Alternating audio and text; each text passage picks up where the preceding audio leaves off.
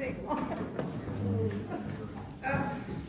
Thank you all for coming from near and far.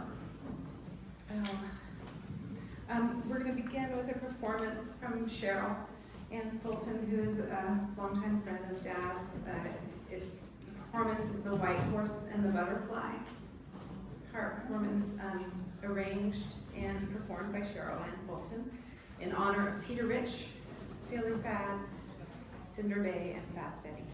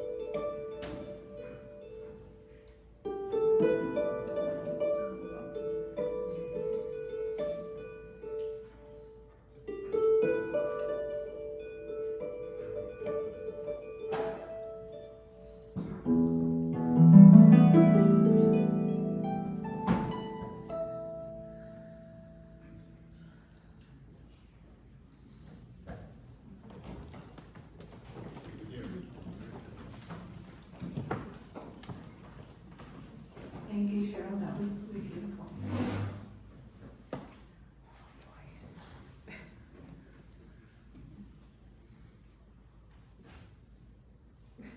Compose myself for a second.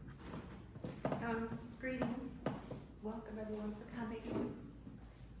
I am Julie Rich Peterson, which by the way, Dad was delighted with when I became Julie Rich Peters' son. He bet that was meant for him. I'm gonna make mistakes, and I mean like in errors of sequencing and names and stuff, so you can just come afterwards and correct me, I don't mind. I may go back and forth between Peter and Dad, because that's all you guys. So be patient. And I may cry, obviously. But we can get through this together. Okay, so. Babe, can you come up?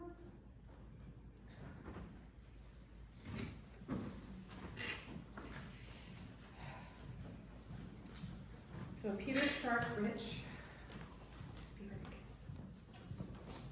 Just sit with the kids. This is my husband. For those of you who haven't met, I'm not just, hey, some guy out in the audience, help me out. Oh. By the way, my husband and I were married on my dad's birthday 25 years ago, July 25th, so, which he wouldn't let me tell anybody on our wedding day. He's so funny that way. You guys will relate to this. I have it in here, but I don't know anybody who is better at pretending he didn't like to celebrate his birthday, who had a party every year to celebrate his birthday, and try to tell you it was for somebody else. Like once he made this Padre picnic plan, and he said, you know, it's not my birthday, it's for Calvin, which was just, he was loving on Calvin, but it wasn't Calvin's birthday even, but he said, Rosemarie said, well, I guess there won't be any cake then. And he said, well, there's a birthday for someone somewhere in the world this day. So he loved to celebrate his birthday despite his best intentions. So he was born July 25th, 1940, 68 degrees in San Francisco that day, so a warm day in San Francisco. He was second child after Robin Rich, Laura and David's mother, and the only son to Thelma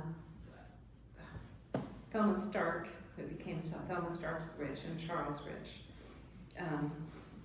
From my understanding, they went briefly after that to Southern California, and then Charles got a teaching position in Marshall, which explains something to those of us who went to his parties, where every year he would insist on oysters. And it wasn't until I was writing this that I realized it's a childhood sensory thing for him. To have oysters was probably one of the few things he did with his little nuclear family. And so for him, it was just something he always wanted. It was when he was in a wheelchair and couldn't get there on his own. I'm sure many of you were solicited to go and get oysters for various parties. So that's what finally figured that out. I was just looking at the picture. Maybe you saw those early pictures when he was very tiny. He was in Marshall. Let me see. The family then returned from Marshall to Berkeley, and Granny explained years ago that they actually lived in a tent in somebody's backyard. It was very hard to find housing. And I don't know exactly when they bought the house, or even if Charles was with them when they bought the house on Russell. Yeah, 1941. 1941, okay, so it was with Charles. So that's the picture previously. The salt box picture, yeah. Okay, so somebody who knows. better than me. Though Charles did not stay long in his life, he did instill a love of hiking and swimming and bicycling and a deep love of nature and animals, and that endured throughout his youth and obviously into his adult years as well.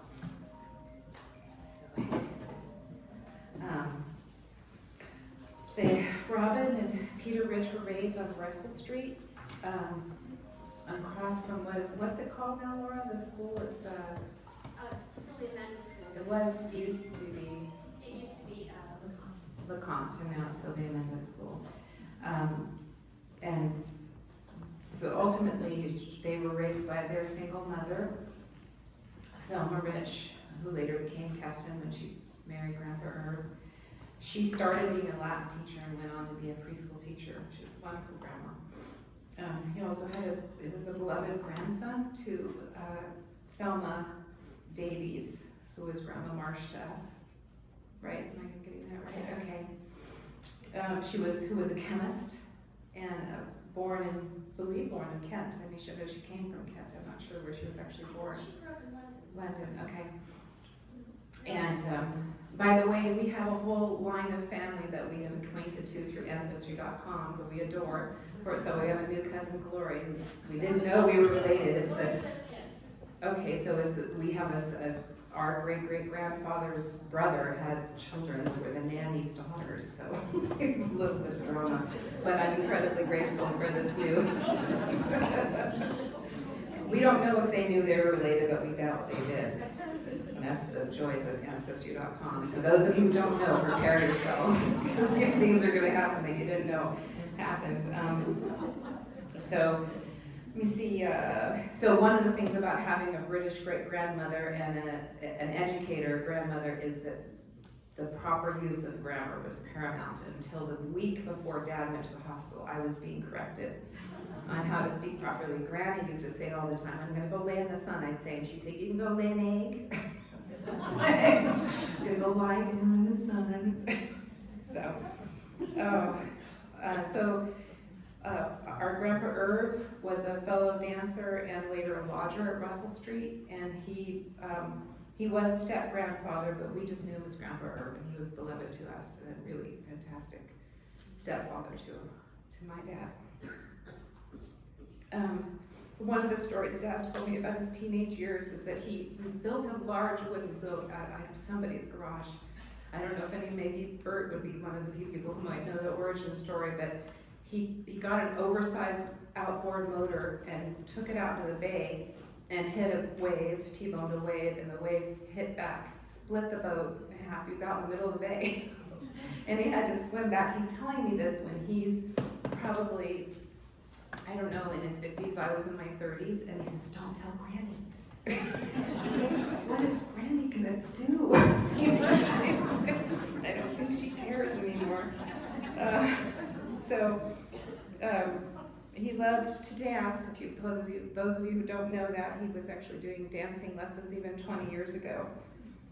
But all the family were competitive folk dancers, and we met Grandpa, or Granny met Grandpa that way. He also had a beautiful tenor voice, which I don't know, I just remembered as a child. He had that kind of barbershop vibrato, which is beautiful to listen to. It was clear and strong. Let me see, Peter spent his teenage years as a bicycle racer in the Bay Area, later raced in Italy and France and Belgium, and he missed the 1960 Rome Olympics by one spot. His friend Lars did get in there, who was my stepfather, and he was discouraged by that, so he did some racing, or not racing, but just riding around, as he told me, some of the routes of Tour de France, and then began what initially was, oh wait, no, actually I'm going to come back to it. I asked him what it was like to race in Europe compared to California, and he said in California he was a big fish in a little pond, and in Europe he was a tiny little fish in a big ocean. But I think it was a wonderful experience for him. And he also started this, what is now kind of common understanding of the necessity to train during the winter if you have a summer sport. So he went north to Norway to do ice skating, to strengthen the legs, and went to, Rondi, wherever you are, how do you pronounce Hamar? Yeah, like she said. And he had a winter hiatus there to develop this idea of conditioning during winter with a different sport, and did ice skating and other winter sports. Met Rondi, and it was Rondi Bernstein then, and she became his tour guide and a friend and companion during the ice skating and the skiing, took him around. And then he left his gear with her while he went back to Paris and other areas. There was actually some pictures of him with the orange vest that were in Paris, and he did some racing here and there and riding, and then went back up to Norway to pick up his gear. When he would stay in Hamar, how do you say it? He would stay in a youth hostel, and there was a sign behind the counter. The woman who was the patroness of the not patroness, what do you call it? Well, who was the manager of the youth hostel, was also a midwife. And so she had a sign behind the counter that said, if you want a discount on your youth hostel fees, help me out with these midwifery dues. So as a young man, 20-year-old, Dad saw many Norwegian babies born. And this came in handy years later because my mom wanted to have me at home, and everyone said the baby's gonna die if she's born at home. He was like, I've seen it. It's fine. She's gonna be okay. So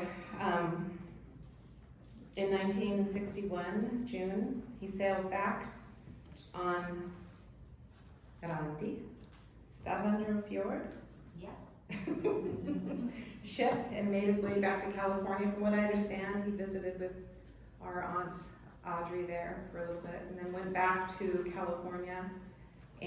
But before he left, he enticed Rondi to come and join him in California as a friend, and our grandparents sponsored her, and she's been Aunt Rondi, and Eric and Finn have been our cousins, and her husband was their dad was our uncle.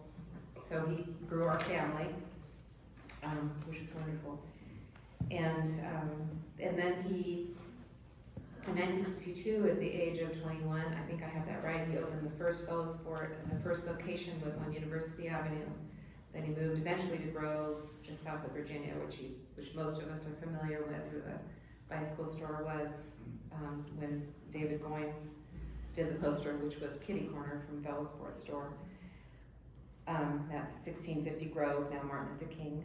And the final destination, of course, was back on University of California. In 1963, my mom, Joanne Parchin, a comparative literature student at Cal, and my dad met. And after knowing each other for a short time, Mom asked if she could use the shop to study because it was quiet. Which I'm guessing took a little while to get people excited about Italian bikes.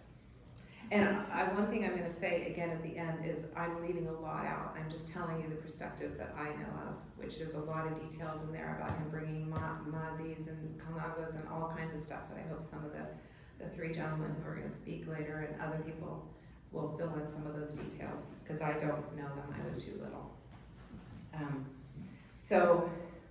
I was the surprise that happened 9 months later, and they had a pretty brief marriage of just over 2 years, but they remained caring friends for the 50 years that they co-parented. So for me, trips to visit Dad were journeys of deep joy and anticipation. I loved my father. And everything was tinged in sunshine. That's how I saw it. And I have a vivid memory of being in one of his undershirts that went down to mid-calf. And the Beatles was singing, "Here Comes the Sun." And the sun was streaming through the window. And it's just One of my favorite memories. Life could never have gotten better than that moment. Every year, I would spend a few holidays and summertime weeks visiting Berkeley. Berkeley was magic to me when I was little because I was from Eureka and Truckee, so it was so culturally rich. And I still have this sort of visceral response to the sound of ticking wheels and axle-grease, which I go into a shop, like there's one on Gilman, and it's just like, oh God, it just smells so good. It's so weird, and it's like all those feelings come up from my childhood. It's like I'm visiting Dad when I smell and hear those things.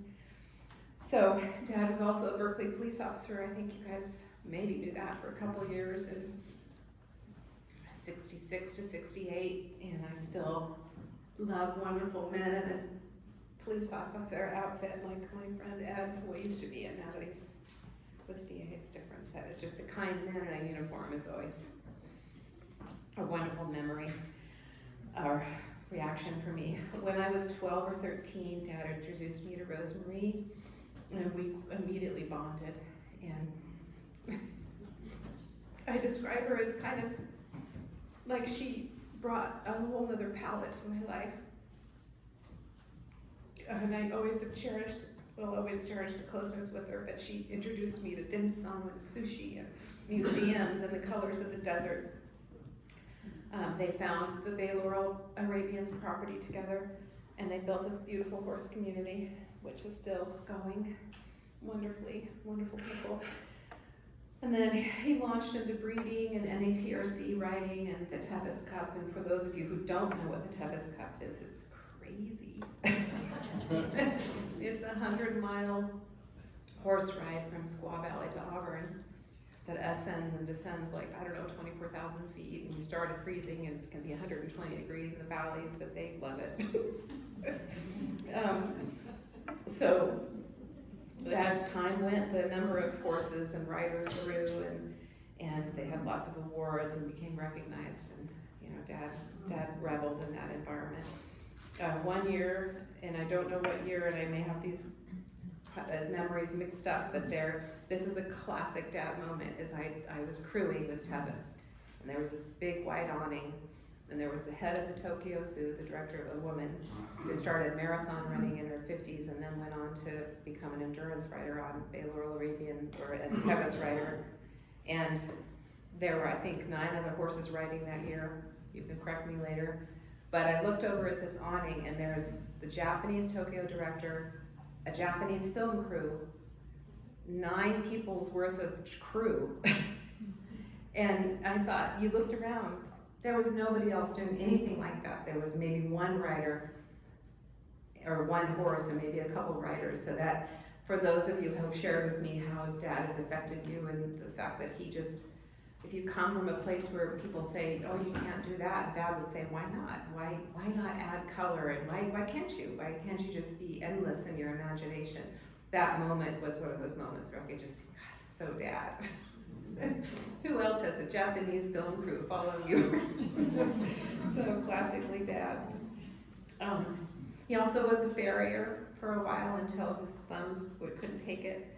At the end of 2014, Grandpa Irv was hospitalized with a septic infection, and a few weeks later, Dad had a stroke. And we remodeled the house and so that they could accommodate wheelchairs and access. And because of Rosemarie's dedication to them, he was able to stay there for 9 more years. Really well taken care of, as was Grandpa, and Rosemarie was taking care of Dad, Grandpa, and 12 to 15 horses and a ranch. So we all owe her an enormous debt of gratitude for that. They've been together for 35 years, here and there. And they finally got married this last year. And Penny was the officiant, and Heather and I were witnesses. And There's a picture of Dad with a beautiful smile on his face right after that map was taken that day. Oh, in June of 2023, Peter hosted a June gathering at Padre Picnic site in Tilden Park. And the invite said, hello, road racers, racing cyclists, endurance horse riders, eaters, ice skaters, park hikers, and family, which I think I added. 150 of some of Peter's nearest and dearest came. And around that time, he learned from George Mount that he was being inducted into the Hall of Fame. And he was quiet about it. He was not boastful. And the day after the Padre Picnic site, I went up on Mondays, and he said, can you get me a copy of the PCT trail? And I said, what? Because these questions always resulted in a lot of work for me. And I said, why? He said, well, I want to do an endurance ride on the PCT. I've called and I found out it can be done. But, oh my gosh, okay, here we go. And then not long after that, he got his fall. But I just wanted to read two beautiful condolences that were sent to me. One was Jenny, who's Bert and Ruth Dorman's beautiful eldest daughter. I just love what she wrote. So she said, I love the way Peter talked. He was clever in an understated way, gentle and quick in his observations. There was often an undercurrent of mirth to what he said, as though life amused him. Listening to him talk was like eating bread pudding in front of a fire. And he was so huggable. Peter Hoffman wrote, on meeting him, you wouldn't guess he was such a dynamic force in promoting cycling in the United States. Peter was a loving grandfather, father, and husband. We all feel incredibly lucky to have been part of him, to be part of the scaffolding of who we all are. He was easygoing, creative to exhaustion. And it was a community builder extraordinaire. Oh, and I'm so grateful to call him my father. You guys ready? Okay. I'm gonna ask his grandchildren, my kids, Michael's kids, Ben and Eva, to read a poem that was actually, we discovered afterwards, not just written by Bela Reagan's writers, but by Lila Abdul-Rahim. And they're gonna read it. You guys have to come up here and speak.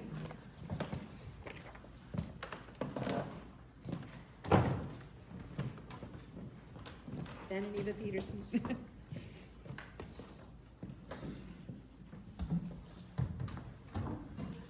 Peter Rich raised Arabians meant for the trail on a ranch in Orinda that went hill over dale.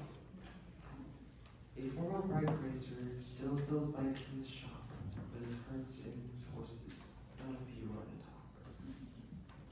top. Some beautiful white mares he bred to fame and Bayshaw. Weren't sure what he'd come up with, but he likely saw. And came Shadal and Shadow, Sibi and Basil, Dacia, Latif, Tosca, Fiora, and Memphis, splendid species all. By some law of attraction, we trail raiders came, some less skilled, some more too many to name. But we all had in common the desire to capture that sensation of flying on the wind, such rapture. So the foals became yearlings, we taught them and they us. They grew into athletes, we grew used to dust. Now Peter's opinions can be very strong, and he tells many stories, some maybe too long. But guide as he did, that with detailed care, always in keeping with horses' welfare. We became trail hardy and wise to the game. Soon there were victories and horses known by their names. We love the horses, they're beautiful and brave. Peter, we appreciate you, all that you taught us and gave.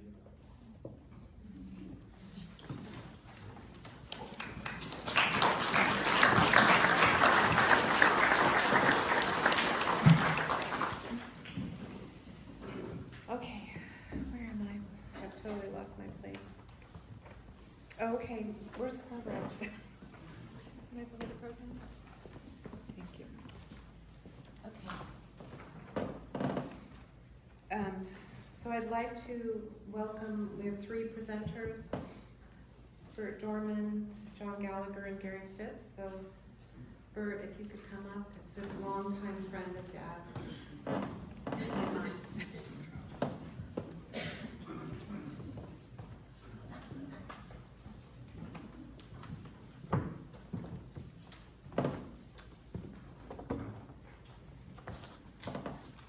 Hi.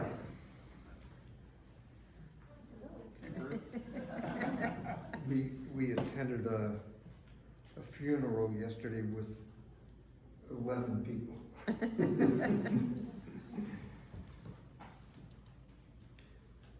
Peter had a tremendous impact on a lot of us in this room, I know. And perhaps a different kind of impact on me and my wife Ruth than on most of you, because Peter's responsible for our marriage, and he did that with 4 words. Back in early 1965, I knew a girl named Ruth from Pasadena, where I grew up, and she lived with a couple other gals in Berkeley. They were students, and they had a friend move in with them, also named Ruth. And one day I was invited to your grandparents' house, but it was way up in the hills someplace. I don't remember which street. Stevens Way. That's it, Yeah. Stevens Way. And I had a little MG Roadster, which was a 2-seater, but you could squeeze another person in behind the front seat. And both Ruths decided to come to that party at your grandparents'. And we pulled up at the curb, and you may recall it was quite a hill up to the house, and the 2 Ruths got up and were introduced to Peter, and he said, "Go on up the hill," and he turned to me and said, "Which one are you with?" And it hadn't occurred to me that there was a choice until just then. I was with that Ruth over there.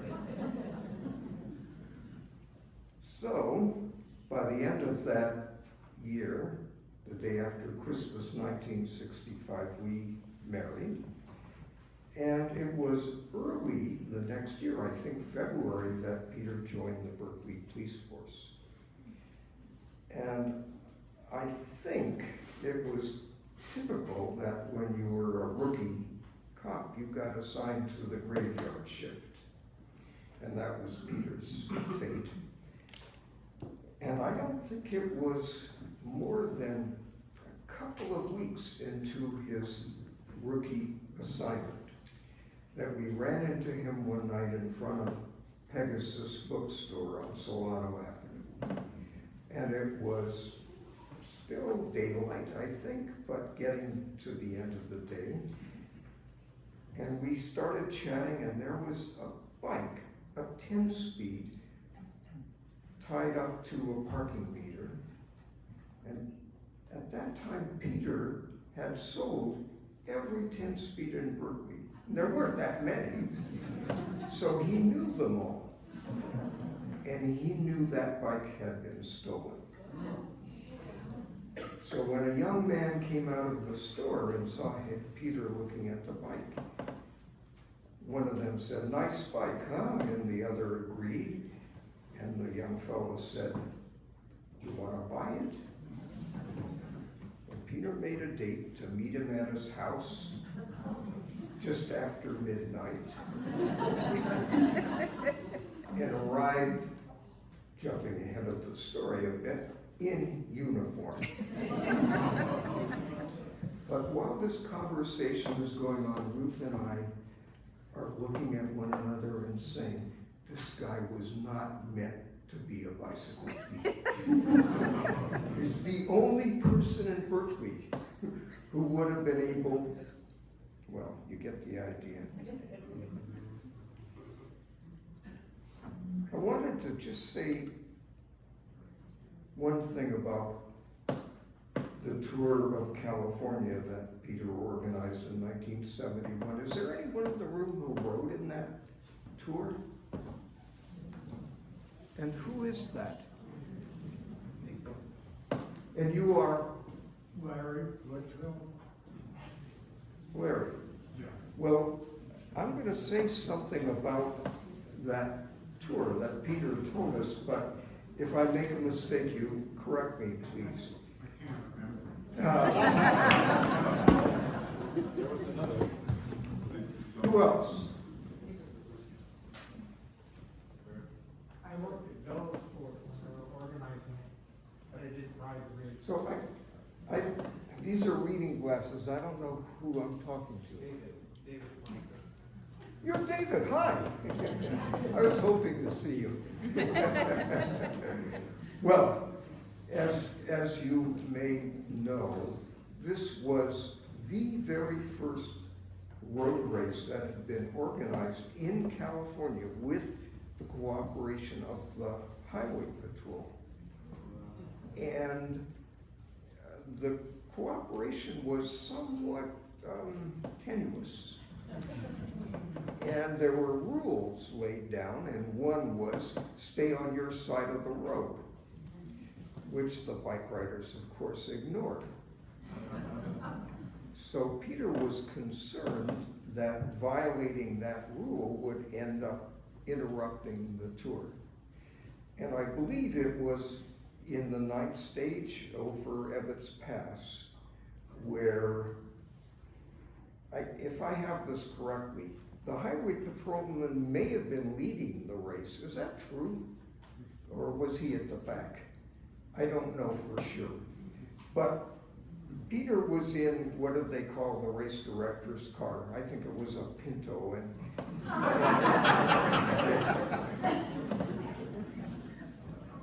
he finally got to the summit, and there was the highway patrol car with its lights blinking. And I don't know whether he pulled Peter over or he pulled over by himself, but the bikes had disappeared down the other side.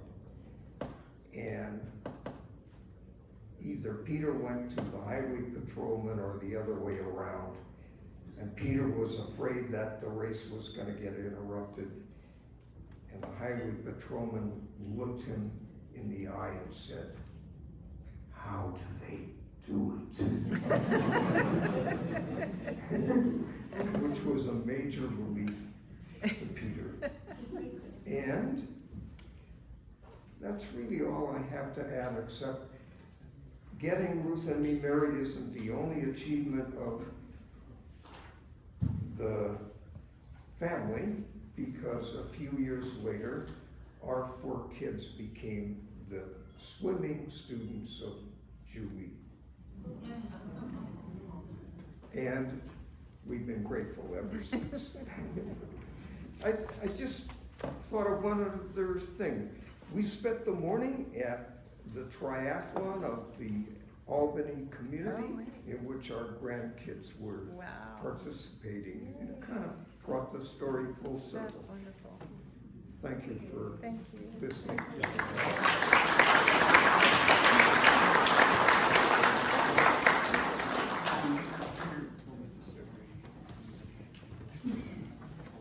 Okay, so the next we have John Gallagher, a longtime bicycle buddy and good friend of my father's. This will be fun. Good. There we go. Okay, first, I'm not used to speaking with notes, but I knew I wouldn't remember everything if I didn't have notes for this. So first, congratulations to Sepp Kuss for winning the Volta a España this morning.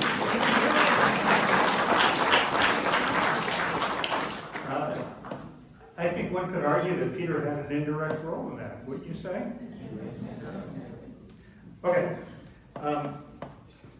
My notes intentionally are not in chronological order. I didn't want to try to do that. Did you know that Peter brought European team racing to the American scene back in the day? Did you know that he started a local bike racing club, the Berkeley Wheelman, which continues this day as the BBC, Berkeley Bicycle Club? That he imported the first Mozzie bikes to the United States. That he imported the first Colnago bikes to the United States. Many of us ride those today. When in high school, he took the ferry to San Francisco to work at a bike shop over by Golden Gate Park, which exists to this day. Started what is, well, Bert mentioned the tour of California, but how about the Berkeley Hills Race, which I believe today is the longest running road race in the United States. 1957. What year did he graduate from high school? Yeah. Right then. Okay, now put yourself at being 18 years old. Were you ready to start a bike race yourself? Peter did it. It exists today. How many people rode the Berkeley Hills Race at one point or another? Look at that. Me too. How many equestrians do we have here today? Okay, keep your hands down. How many people knew that Peter was a farrier? Okay, how many non-equestrians know what a farrier is? Pretty good. Yeah, he knew how to shoe horses. It's been mentioned, yeah, he rode the Tevis Cup, 100 miles, with another event which exists to this day. Once lived in the tiny community of Clayton Canyon on Pinehurst Road. You know that one. I do. That his VW pickup truck could hold 10 bikes in the bed. That he wrote the mimeograph newsletter that covered the Northern California bike racing scene. That newsletter morphed into a nationally recognized magazine called Bicycling. That started out as his newsletter, again in the late 50s. Bert mentioned an MGB, but how about this one?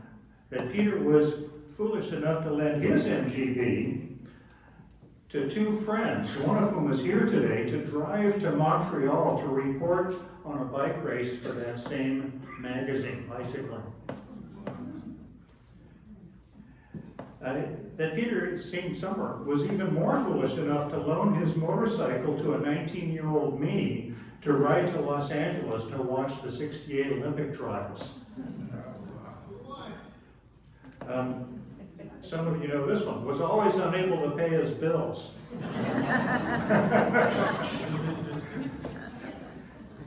Or even keep his books. And his daughter is a bookkeeper.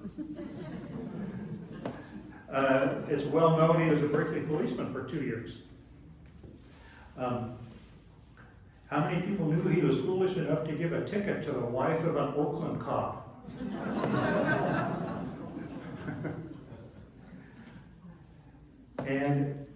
But on the good side of that, while he was a cop, he told me that he pushed a regulation that would require tow truck drivers to carry brooms so they could sweep up broken glass from collision sites.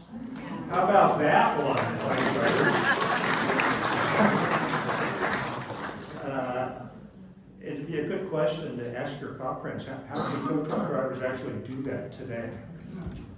I don't know. There's one right there. Peter would go on poverty Peter would go on poverty binges and sell his personal items to keep the store afloat back in the early days. Raised in Italy, shortly after finishing at Berkeley High School. It's well known, of course, that he opened Velosport in '62, one of the first bike shops in the country that actually catered to the bike racing, recreational bike riding scene. Everything else was in lawnmower shops and toy stores, as we all know. I look back at that in those early days and think, that was a really stupid risk. But aren't we all grateful for that? Gave me my first ride on a track tandem.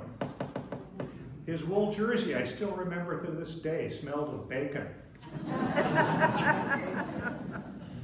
He was smart enough to not hire me, but I worked at Velo for 5 years. A few of you could figure that one out. When I was there, if he had a bad employee, he would lay the employee off so that person could still draw unemployment. You know, if you got fired, you couldn't get unemployment, but if you were laid off, you could back in those days. And of course, he organized the first international bicycle stage race, again, well known. The principal sponsor, some of you know this, some of you don't. The principal sponsor, you can see it on the poster out in the foyer, was Raleigh, the bicycle manufacturer. They had committed significant dough to sponsor this, and before the race came off, Raleigh bailed, thinking that Peter couldn't pull it off. He did pull it off with money out of his own pocket. It took years for him to pay it off. He was so far in the red, his accountant, Peter told me this, his accountant recommended that he declare bankruptcy, but could not or would not. Maybe his books weren't good enough to actually do that, but no, he was too proud to declare bankruptcy after that, and years later, it took him years to pay off that debt personally. During that time, he took a team of young cyclists back to the upper Midwest, Wisconsin and so on. Let's see, George Mountain was one of them, Steve Yee was one of them, Calvin Trampleasure was one of them. Mentored Olympic cyclists, such as David Brink, Rob Parsons, Dan Butler, and George Mount. Sold goats to Chez Panisse. How many knew that one? Of course.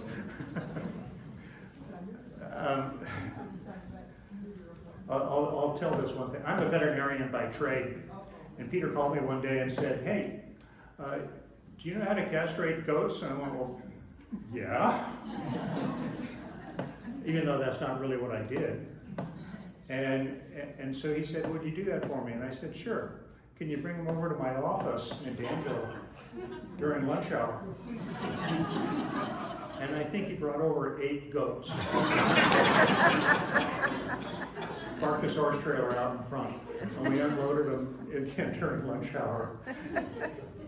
And yes, they were served. You know how Chez Panisse prints that fine menu? Goats from Peter Rich's ranch was on the were on the menu that night.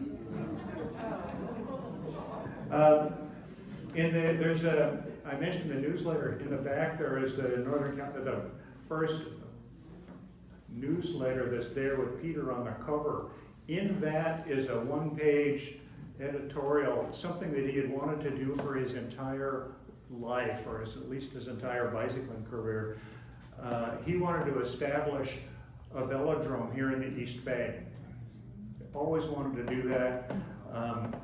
He had mentioned it to me many times. Even after Iceland closed in Berkeley, he called me and said, "What do you think about putting a velodrome in Iceland?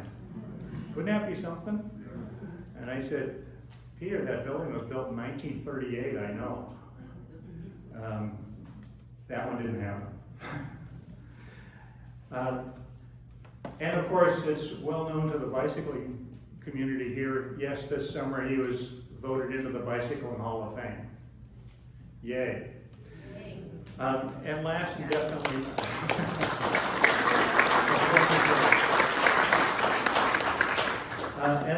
definitely not least, Peter was fortunate to have a fine wife, Rosemary. Where are you, Rosemary? Here. Good. Who was his main caregiver for 9 years. Thank you. Yeah. And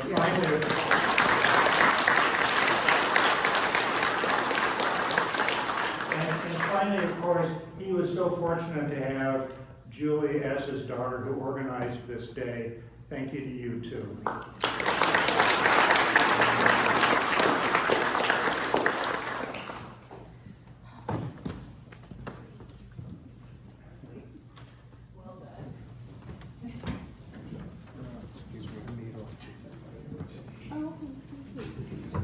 And next we have, oh yeah, so quiet.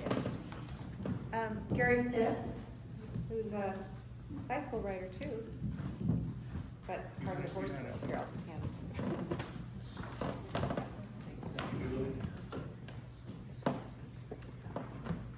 Well, compared to many of you, I'm pretty new to Peter's life. I only go back to 2004.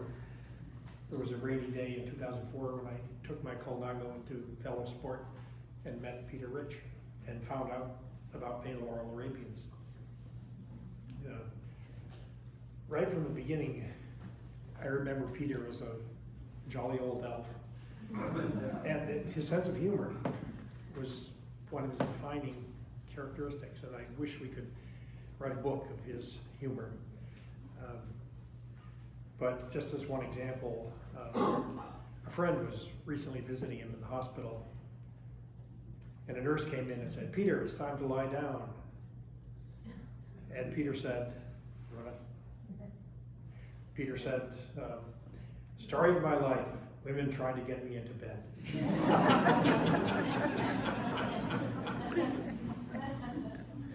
Well, anyway, I visited Bay Laurel Arabians, and it just seemed too good to be true.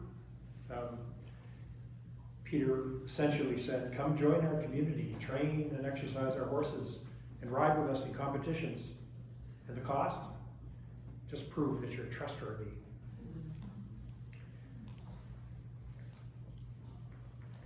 That was Peter's generosity. He wasn't often generous with praise. He didn't suffer fools like me gladly. But there was a lot to learn, and he could be a gruff teacher, but he was a generous man. I'm sure many of you remember that at cycling events, he would offer free repairs to participants out of the Velo Sport van. Of course, that was good advertising, but generosity is always good. How many of us can live by that versus living by the rule of quid pro quo? Peter was a generous man. And Peter brought people together. He created teams, and he created communities. Look at all of us gathered here today. You could call us Peter's people. I'd say that half my friends today are Peter's people. When so many of us today live by division and disparity, you could do worse than be a man of community. Peter was a man of generosity and a man of community. We were not always aware of these virtues day to day, and neither was Peter. He was humble, but he was a great man. In our brief lives, we can use our time to help others, or like Peter, to help others instead of ourselves. We can pull people apart, or like Peter, we can bring people together. Peter was a great man. Thank you.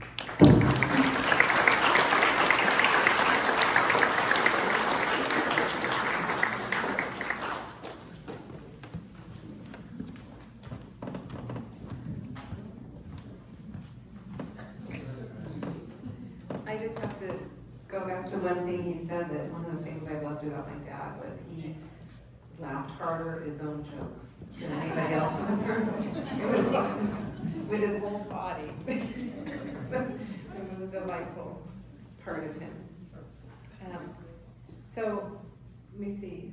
I would say we have like 20 minutes maybe to, if anybody wants to come up and speak, you're welcome to. I would ask you to keep it, I don't know how many people will want to do that, but maybe keep it on the short side just so that everybody has a moment if they want it. And so you're welcome to come up. Somebody got a line here? I know, well, you just sit, Here, I'll give just a second. yeah, you just a second, you can take No, my name is Bill Best. I started racing or riding bikes with Pete probably in the early 50s. He was always a man reaching for the stars. So many things he tried to prove, like how to get stronger, fitter on the bike. You know, one day he said, "Bill, we're going to create one of the best, longest fixed gear ride that's riding a track bike." And he said the ride's going to be around 150 miles. So we took off 7 o'clock one Saturday morning. We ended up getting home after about 14 hours of ride, and I started checking the map, you know, and I called Pete back that night, and I says, "I think you were off a few miles." And he says, "Yeah," he says, "after 14 hours, I figured I was." He was only about 60 miles off, guessing the length of the ride. It turned out to be a 220-mile bike ride, all on fixed gears. There's another man, that's one of the things he always was reaching for the star, the intangible star, which he hit a few of.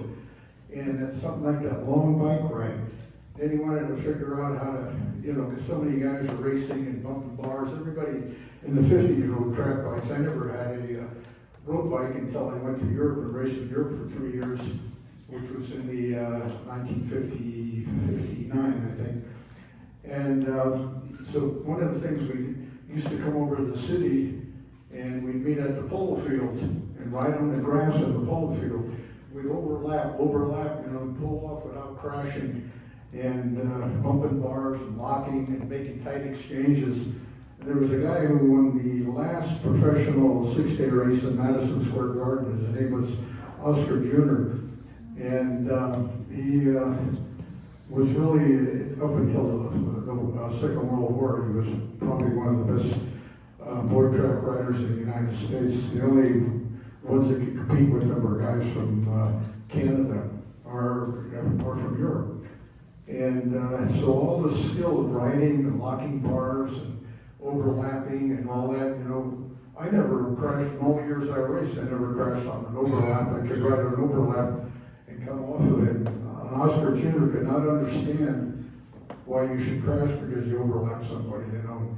He had a great skill, Oscar. He taught Pete how to do this on a fixed gear, right alongside of a curb, being able to jump up, ride the curb, and come back down again without falling.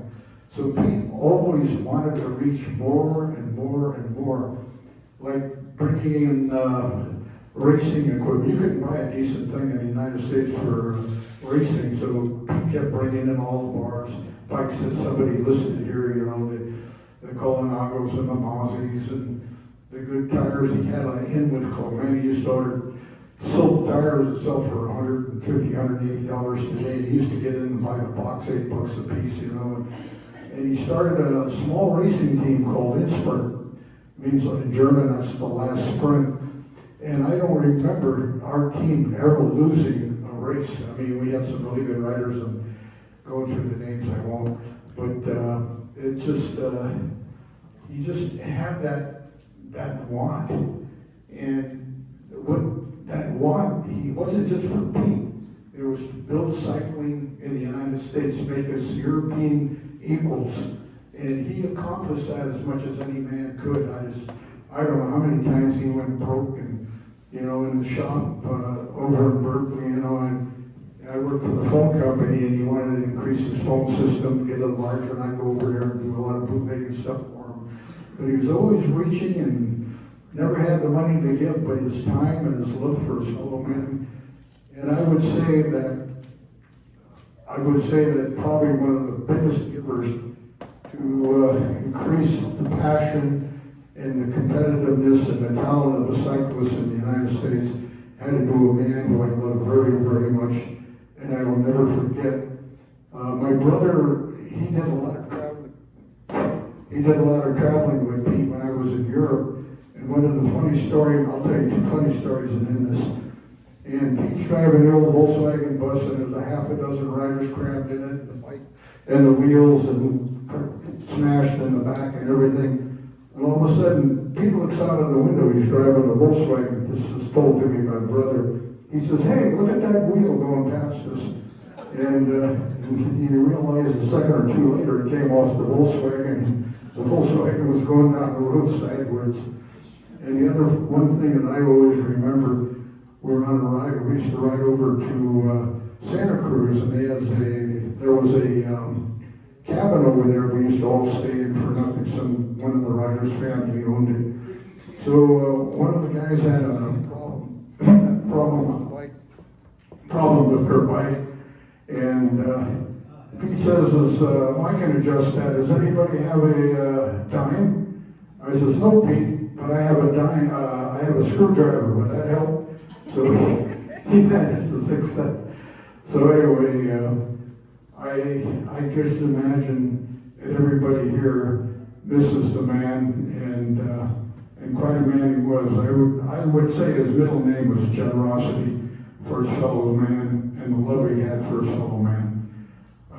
Let me give his daughter a hug because she's so beautiful right now. And if you can believe, I used to hold her in my arms with her diapers on.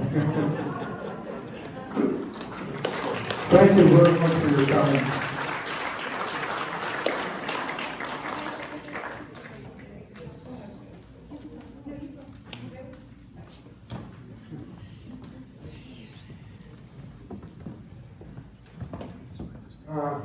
Going back to the mid-60s, I was a student at UC Berkeley and lived in a fraternity house on Piedmont Avenue. And one Saturday night, well, you know, if you remember the movie Animal House, we used to have those sorts of parties going on there.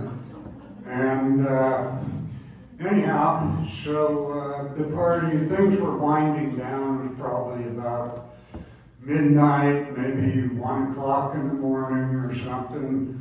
And being the mid-60s,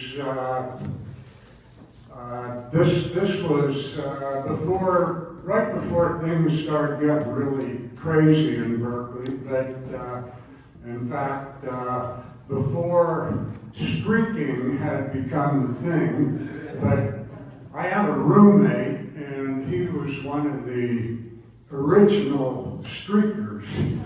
And okay, so, you know, party time, and we did a little imbibing, and he was about to do one of his runs around Channing Circle there.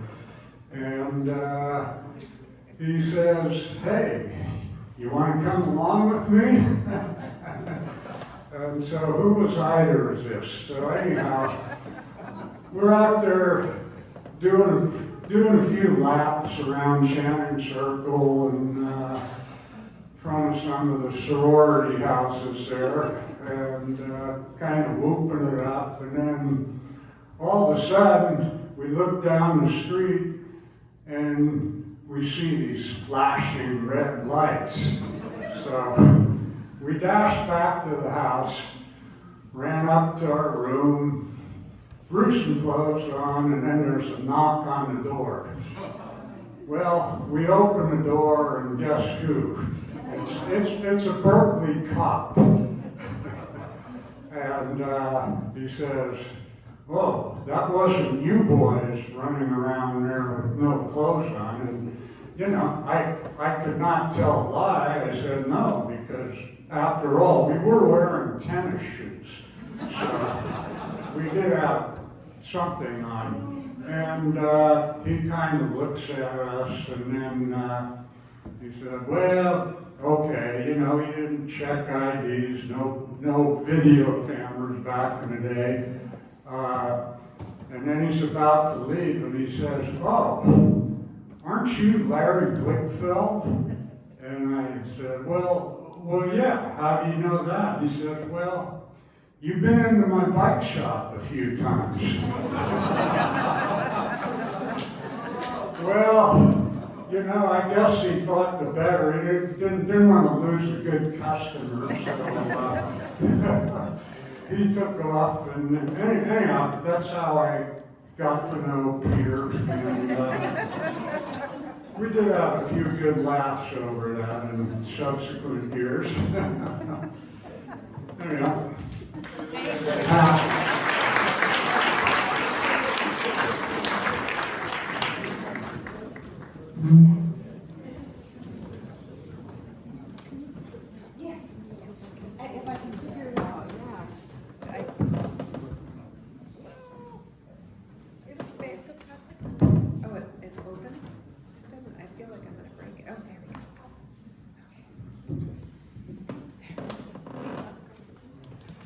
I wouldn't normally want to come up and speak to all of you, although I have spoken in front of big audiences before. But there's something that Peter did for me that's so special that I want you all, especially Julie, to hear about it. So I used to board horses either at the stable above Peter's ranch, at some corrals that were on the far side of his ranch, and at his ranch. So one of my horses, Rudy, my dear horse, was in all three, no, he was in two of those places, including the ranch. And Rosemary especially, but also Peter had got me involved in competitive trail riding, and for which I'll always be grateful, but that's not the deal here. So I took a connection. I worked at a labor union for pretty much my whole adult life, and it was after I was there for a bazillion years. Irv Keston, he was our very active member. I knew Irv really well. I worked with him for a bazillion years. And who knew that he was Peter's stepfather? I almost didn't believe it when I found out. It was so cool. But anyway, so I took my horse on a competitive trail ride, and we got swarmed by yellow jackets, which in the day, I don't know what they say now, but when it happens, everyone goes, bees, and they gallop on. So Rudy was kind of a handful. He was, as I was once told, beauty isn't everything. And so, in fact, Rosemary, when I asked her to work with him, told me, I know why you feel scared, because he's scaring me. So at any rate, but he did age and become a really good guy.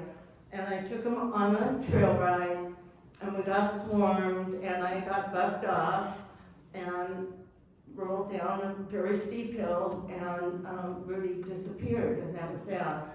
So the drag rider came by and put me on her horse and took me away.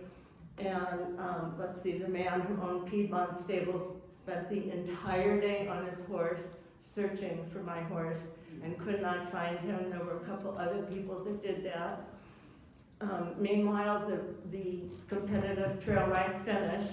And if you've ever been on one, you would know after you've been on the trail riding that hard, knowing you're being judged, blah, blah. And so you know, by the end of the day, you're spent, plus you've waited in a line to see the judge to check out and worried if your horse was clean enough or whatever. So Peter got all the riders together and made them go look for my horse, and they didn't want to. And he said, we're going back to where she came off the horse, and that's where we're gonna start. And I remember it like it was yesterday, although this was probably close to 40 years ago. Kathy Campbell, a friend, said, oh, I've ridden the whole way up that ravine area, and the horse is not in there. And Peter says, well, we're going anyway. And people didn't want to do it. So like people were with him, but kind of like not wanting to do it. And then he made them go into the poison oak, and they weren't all very happy about it, but they did it. And someone saw a spot of blue, which was my pommel bag on Rudy, and he saved my horse's life. And Peter became my hero. Any disputes, which if you know Peter, you get in disputes, and it's just part of stuff. It doesn't mean anything. I'll always be grateful. I had many more years with that horse. He lived into his 30s. Wow. And Peter used his police work and his horse skills together. He was kind of the only person that could have done that for my horse. So I wanted you all to know. Does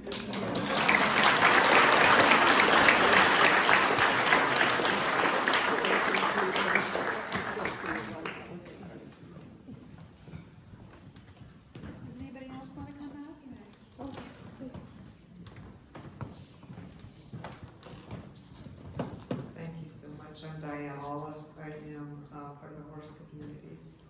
I just wanted to add, there are some very illustrious horse riders here who have tried to teach me things all over the years, not least of them Rose Marie. And I came to Bay Laurel, I don't know when, 12 or 14 years ago, after the serious glory days, but I was never made into a glorious writer. I'm a pleasure trail person, but I have learned a ton, and I just wanted to share my understanding about Peter Rich is how I got back into the horse world after many, many years. I decided to volunteer for, cooking something at the 6-day ride that they were, I just, found it. And I was kind of hoping somebody would connect me to some horses or this or that, but I really didn't know the East Bay horse community at all. And so I was out there making paella or flipping salads or something, and you don't have a horse? Oh, well, you should talk to Peter. And I said, well, who's Peter? And this happened about 3 times over the weekend, and everybody knew who Peter was, and I didn't know who Peter was, and I finally found out it's Peter Rich, and I really should talk to Peter, and I eventually hooked up with Bay Laurel Arabians, and it's been my spiritual home ever since. And I realized people also should have said, you need to talk to Rose Marie. Yeah. That's what really needed to happen. It took a long time, but they've been patient with me, and it's an unbelievable gift. And that piece of land, no matter about the beasts and the people who live there, it's just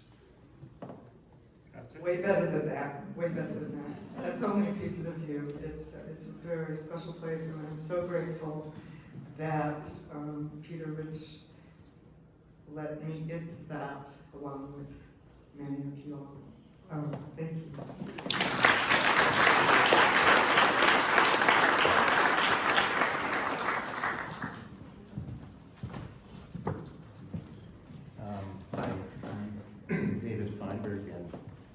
I first met Julie when she was about 4 years old in Velosport, hanging from a bar, pull-up bar.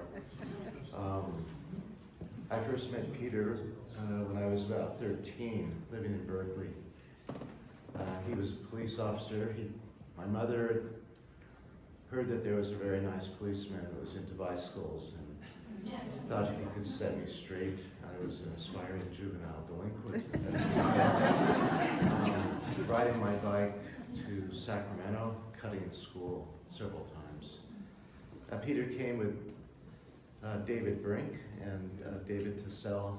I'll never forget that. Having such a superstar, David Brink, at my house in Berkeley, he was that. And Peter I didn't like so much being a policeman. His uniform was what put me off. But he was really great. He encouraged me to ride my bike more, to come to the Lake Merritt training rides, which I did. I worked at Velosport thereafter, off and on, for about 5 years. I became good friends with Peter and John Gallagher and David Brink. We all worked there. It was a great time of my life. I think, short story also, Peter owed me some money for a motorcycle, didn't have it, and so I ended up living in his basement apartment on Walnut Street, where I tried to teach him math, multiplication, division, and he tried to tutor me on how to meet women. Two skills that we mutually lacked. I was the youngest writer in the tour of California. Oh, wow. Completed it, and it was a great experience in my life. I last saw Peter a few months ago, and encouraged and tried to get him to accept, remotely, the Hall of Fame appointment. And he was really a generous, good person, for sure. Thank you.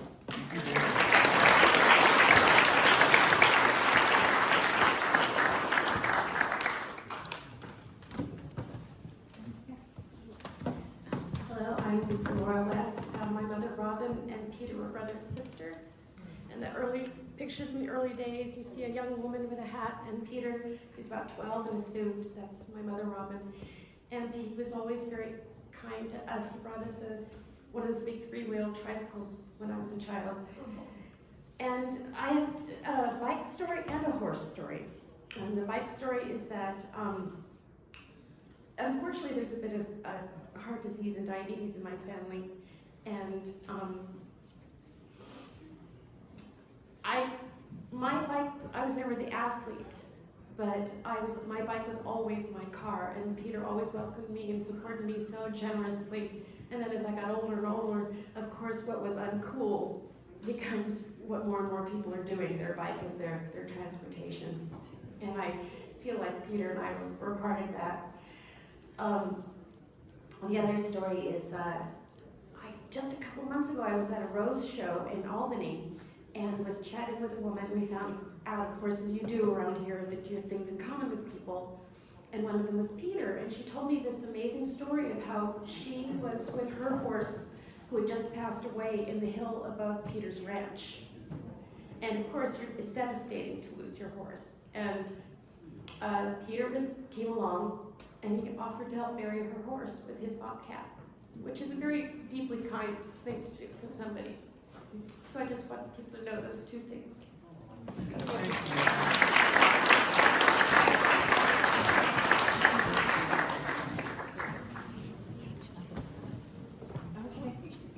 Here. I just want to say something quick. My name's Darren, and I met Peter in 1974, and I was 14.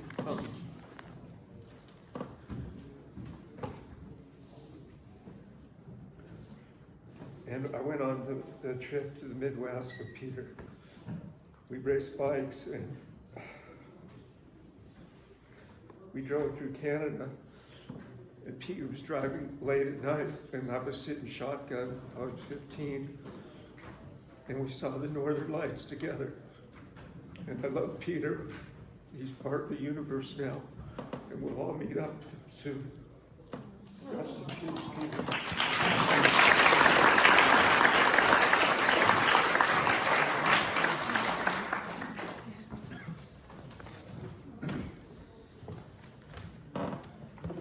I remember Peter's sense of humor.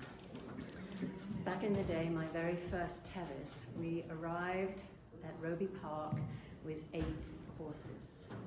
Can you imagine getting ready for the Tevis Cup, 100-mile ride, 8 riders, 8 horses. We arrived, we did our pre-ride, we had the ride meet, the sun was just going down.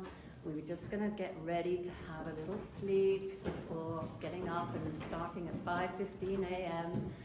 when we realized we had forgotten the horses' blankets. So Peter said, well, go and borrow some. So we all spread out.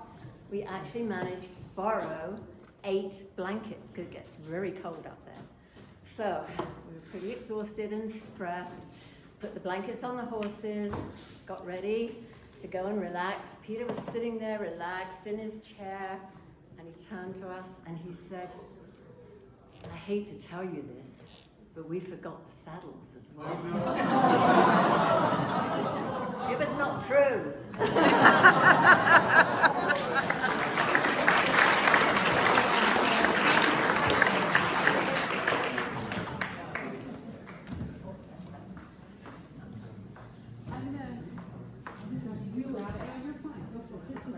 Robbie will be the last person, then we'll. Okay, this is a good closing. Okay. I want to share something with you from the barn for the horse community. Let me move this First forward. of all, there's a Willie Nelson quote that says, there are places you recall forever, and there are people you don't forget. I'd also like to share this. As long as we can love each other, and remember the feeling of love we had. We can die without ever really going away. All the love you created is still there. All the heart, all the memories are still there. You live on in the hearts of everyone. You have touched and nurtured while you were here. Death ends a life, not a relationship.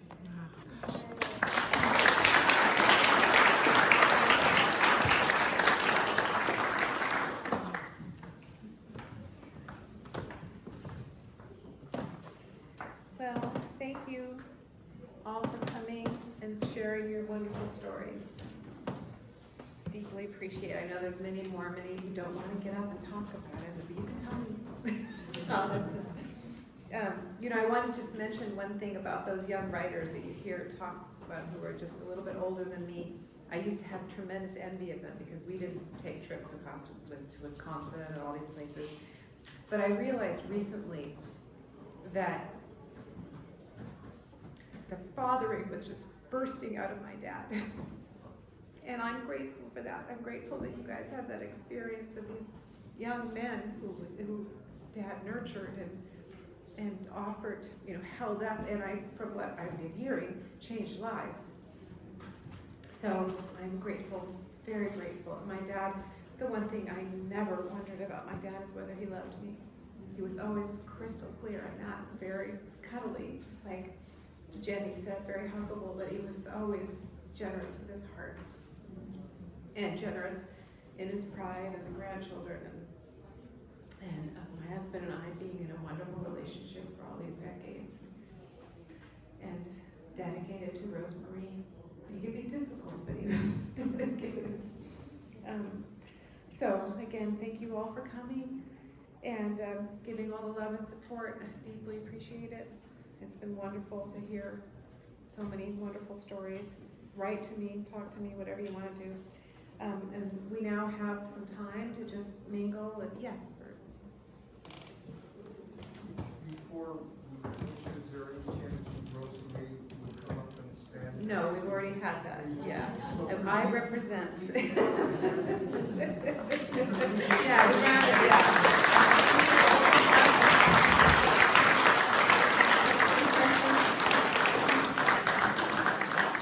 That was a question I asked, and I had a clear answer.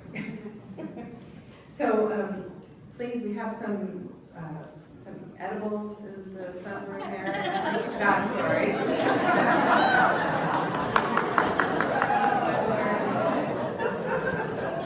Snacky items.